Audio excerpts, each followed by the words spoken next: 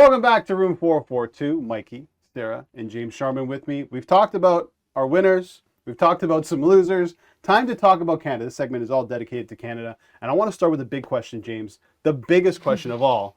Now the shoulder. Will Canada score a goal at this World Cup? Of course they will. You kidding me? You've seen the defences they're up against? These are not quick, mobile defences. And Canada's skill, we know that it's all about pressing forward with the pace. We've got John David, who's emerging as maybe close to being a world-class striker. You have off the bench Cyle Larin, Junior Hoylett, Tasia Buchanan. They have attack. They're going to score not just a goal, they're going to score some goals in this World Cup. Maybe not a handful. Maybe 3. Over under 2.5 goals. Well, more than a couple. More than a couple. But less than a handful. Okay. 3. Ferraria? Uh-oh. No, you know what? I think they'll score maybe 1 because they have the ability to score, and whether it's, the nastiest, dirtiest goal you've ever seen where a tap in, half of them are rolling in, it's going to be a goal. I really wasn't sure if they were going to, but just seeing the Japan game, I think as well, I think they can score, but I'm not going to go with more than 1. We'll keep it at 1 for now.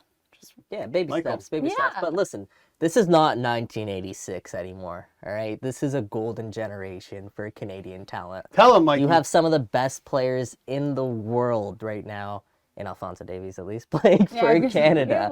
We have some of the best attackers. Stefan Estak is a guy who can completely change the game in the midfield. This is a team that is... I've said it before. If you look at their attacks, I would say they're within the top 10 attacks in all of this World Cup. So I'm saying, Canada's going to score not just 1. I'm going to say they're going to score more than 1 goal. Surprised Sarah with that one. Yeah, I know about that. Let's talk about Canada and within that camp, who will win the Golden Boot. Because if they're going to score a couple of goals, it's got to come from somewhere, right? So if I'm throwing back to you, the number 9? Jonathan David is the easy pick, right? But I'll go hipster here because I'll leave it to you guys. Here we I go. think I know where you're going. I know where you're going too. You might. I'm going Cyle Larin. Oh, Okay. No one thought of it. I said that last week on the show. Everyone's saying Cyle Larin's not going to start. You're not worried right? about how much I'm time one of you'll those actually see people. on the pitch? Yeah, I am worried about that, absolutely. But for whatever reason, when Cyle Larin puts on that Canada shirt, we've said it time and time again, he evolves into a prolific goal scorer. He was Canada's leading scorer throughout this whole qualifying campaign, Canada's all-time leading scorer, and I think he'll just continue to go. And he's come out and said that we're going to see a Cyle Larin that we've never seen before. So let's see it. Let's prove it. Cyle Larin, top goal scorer for Canada. Sarah, you share the same Cyle Larin love? Yeah, I didn't even think you were going to say that. I said this, I think it was in a show last week that, exactly what Mikey said. Whenever he puts on the Canada jersey, he performs. And even if he comes on, in the last 20 minutes of the game, he's the one to score those last-minute bangers. And I think it could be him to score the 1 goal for Canada. Well, he hasn't performed that well in recent games, Sharms. Yeah, Are he's you with decent Larin or goals. no? No, you want hipster? I'll give you hipster. Here we go. All right. How about this? So I mentioned the pace up front. We know that, right? They're going to win some set pieces, right? Stephen Be it from Victoria. court. I thought about Victoria. I'm going for Kamal Miller. I love this Okay. pick, Yeah, by the Kamal way. Miller. Kamal Wow. Miller is my guy.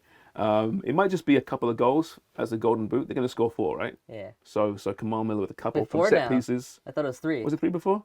I like it. No, 3 or keep 4. going. We'll go 4. 5 goals they're going to score. And Kamal Miller will score 3 of them. No, Kamal Miller from set pieces. Almost 40% of goals at World Cups come from set pieces. Kamal Miller's my man. I like that. But guys, it's Jonathan David. I'm going with Jonathan David. The goals have to come from somewhere. They've been coming from him and Larin. But what I saw in that Japan friendly, he raised his level.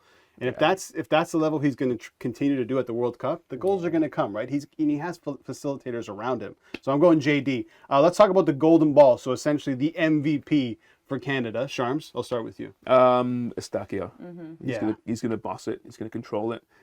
People that don't know who he is are gonna know who he is at the end of this World Cup. Yeah, there's not even a question in my mind. He's so important for Porto. He's been playing Champions League football. We're talking middle point pivot. That position in general is usually such a crucial point for, football in general. But the fact that he's playing it and he's just been playing so well and so consistently, as opposed to some of these other players who've had time off and stuff, that's going to come into play so much. And he's just on fuego right now.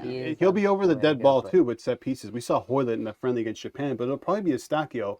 He can rack up the assists really if He there's could more get from 3 set assists pieces. on Kamal Miller's goals. No, and we saw what this Canada team looks like without Eustachio against Japan, right? He was a massive loss for this team, but he is a little bit banged up heading into this first game, at least against Belgium. But you're being hipster again. It's Alphonso Davies. There's no question about it. Like Well, there's Stefan one question, Eustachio. according to this guy. Stefan Eustachio is unbelievable. He could arguably Canada's most important player just because of the depth that they have. But Alphonso Davies is far and away Canada's best player, and he will be their best player at this tournament. I'm going to go with them. I'm going to say Eustachio as well, but you guys already mentioned all the points, and also because he's got that Portuguese blood in him, he's got a little bit extra. We're getting wrapped up here, but quickly, would any of you, I'll start with Charms, let Lucas Cavallini take a penalty in the round of 16 if Canada go that far? I think I would actually. I wouldn't let him do a Panenka, perhaps, but he's got the balls to do that, the courage. Absolutely. The fact Give him a that- chance. Yeah, No, and Sarah's like, Ben, no way, no And way. he can put his foot through a ball. If And that's what that you'd see. ball didn't go in, I know it's the But it theory, did. but it did. But if it didn't, the next time he does, no way, he's not coming. The attitude, no. The audacity. If my uncle had it'd be my aunt. All right. Well, That that's is- why Canada's That not is going fantastic, by the way. What a Charms. Thank you very much for that. I've heard if my grandmother had wheels, she'd be a bicycle, but Oh, okay. That works. that one's pretty good. That's it for the show. We'll be back on Monday, and throughout this tournament on Room 442, we'll be previewing and recapping every single match. So please stay tuned for that and enjoy the show.